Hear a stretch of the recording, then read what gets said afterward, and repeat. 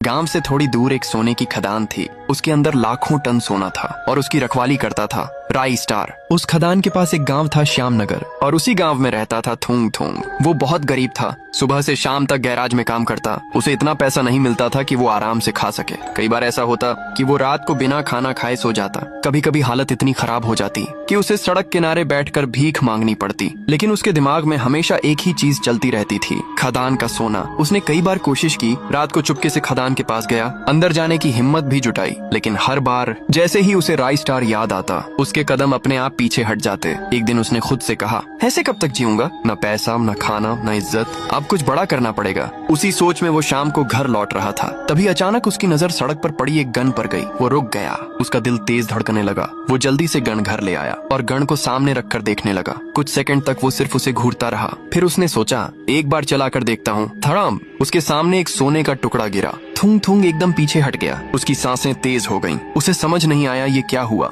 उसने दोबारा गन चलाई, फिर सोना आया। अब वो ध्यान से देखने लगा। तीसरी बार गन चलाई, फिर सोना। अब उसे यकीन हो गया, उसका डर खत्म हो गया। अब उसके चेहरे पर हल्की मुस्कान थी। उसने बार बार गन चलाना शुरू किया। हर बार सोना निकलता गया। धीरे धीरे उसके सामने ढेर लग गया। उसी समय खदान के अंदर सोना कम होने लगा और जैसे ही वो गन चलाता उसी पल खदान से सोना गायब हो जाता। मतलब साफ था, गन खदान से सोना खींच रही थी। अब थूंग थूंग तेजी से गन चलाने लगा। उसकी आंखों में लालच साफ दिख रहा था। अब मुझे खदान जाने की जरूरत नहीं, अब मुझसे अमीर कोई नहीं रहेगा। उधर खदान में राई स्टार ने देखा सोना गायब हो रहा है। वो गुस्से से जोर से चिल्लाया। अब किसकी हिम्मत हुई